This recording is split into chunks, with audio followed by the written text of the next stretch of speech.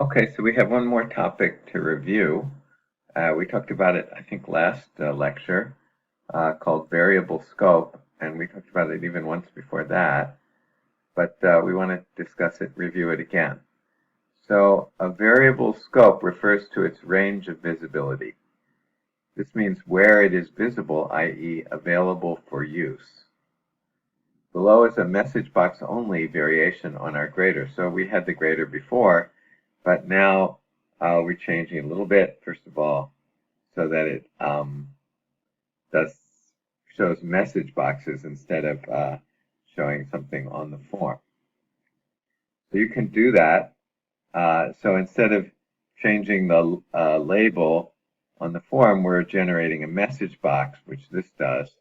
We're generating a message box here. Instead of changing the value of the label, we're using a message box here. I'm sorry, wrong.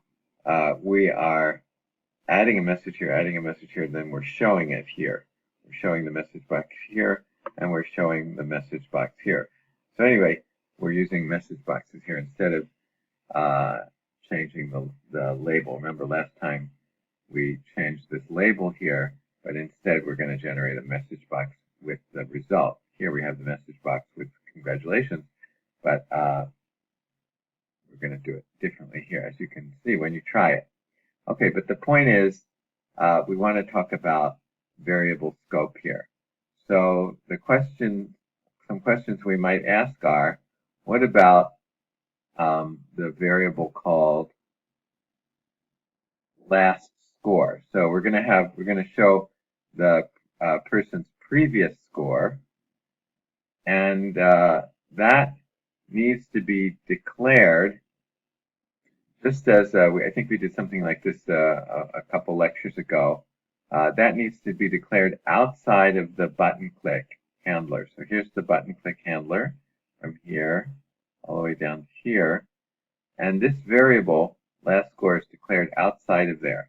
So it remembers, as long as the form, we're still using the same form, as long as we're still using the same program, it remembers the last score. So in other words, you could fill in a grade and you'd show a result like passed or failed. And then you could do it again, you still leaving the form open, and put in a new grade.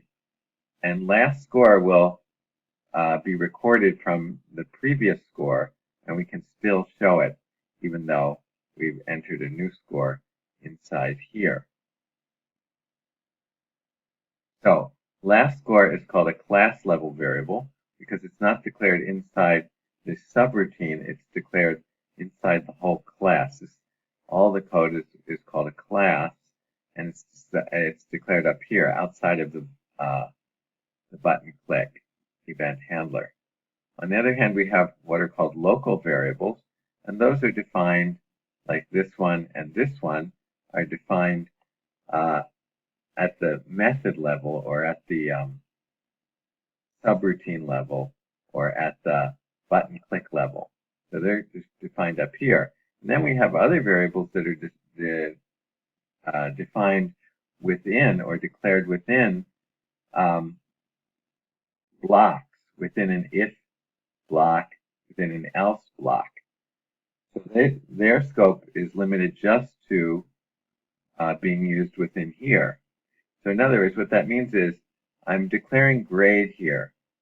So if I referred to grade outside, like down here somewhere, it would give me an error because grade is only declared in here or in here. So because grade is declared in here, I could refer to it in here. For example, he refers to it right here. But I cannot refer to grade outside of this block or this block. It's declared also here, so of course I could refer to it inside this block, but I can't refer to it like out here. I can't say grade equals grade plus 1. I cannot refer to grade at all out here. It'll give me an error. The compiler will give me an error. Okay? And score and message can be referred to anywhere within the subroutine. So it can be, so of course we're declaring it here, but I can refer to it here. I can refer to it here. I could also refer to it inside here and here. I can refer to it anywhere within the subroutine, and that will be fine. Okay, so score and message are called local variables declared at the method level, created when the method begins. This is called a method. Erased when the method ends, and visible with only within the method. Okay, and then we have block level variables, which we just said grade. It's just block level, declared within a block or clause, created when the block begins, erased when the block ends, visible only within that block or clause. Okay, and one of the homeworks is to make this project and hand it in. Okay, now just a little bit more on variable scope. There are two basic rules. If a variable is used out of scope, an error message results. If I try to use message outside of this subroutine or outside of this method, I'll get an error. So outside of button click 1, the compiler doesn't know about the variable score. And then also, when conflicts arise, the most local scope wins. What that means, if two or more variables are accessible with the same name. So if we have declare a variable score here, and then we also declare another variable score in here with maybe a different value, the question is, what will score be within here? The one with the most local one is accessed, so this one will be accessed.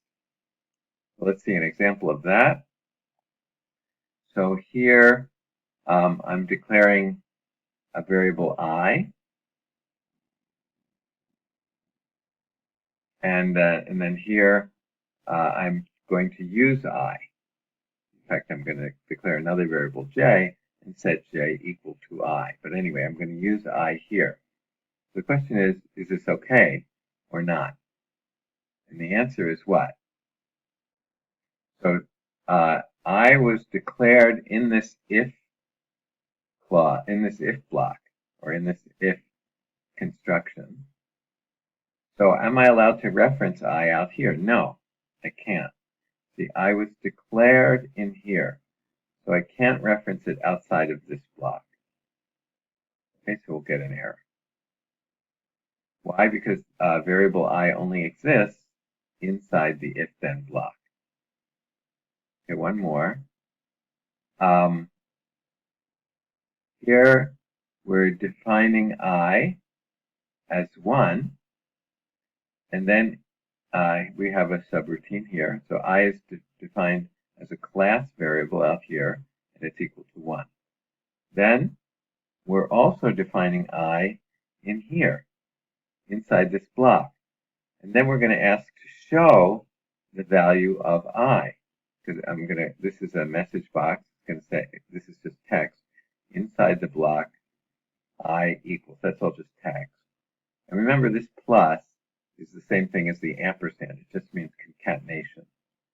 Okay, so it just means concatenate this string with I. So this is going to show us what I is.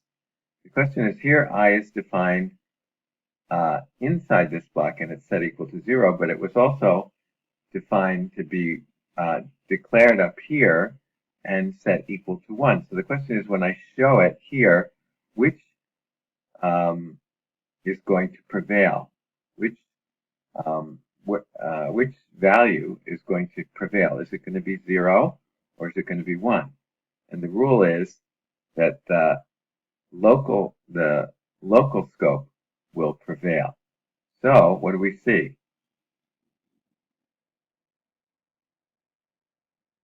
Although it was set equal to 1 here, it was then set equal to 0 here. So what's it going to show? It's going to show 0. The local scope will prevail.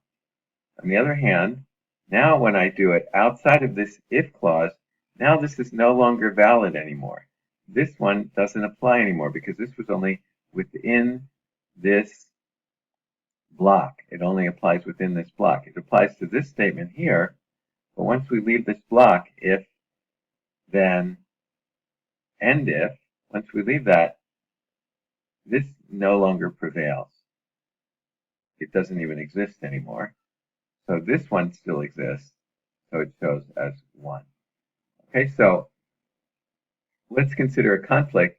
Below we have two variables called I, a class level variable named I, and a block level also named I inside of a class level's I scope. So this does have scope in here, right? Because this exists everywhere in the class, so it exists inside here as well. But then we define I again inside here in this local scope. And so which one prevails is what he's asking.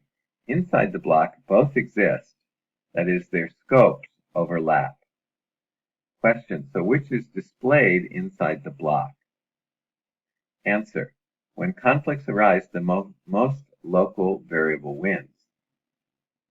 In the block, local I hides the value of class level I, which is less local.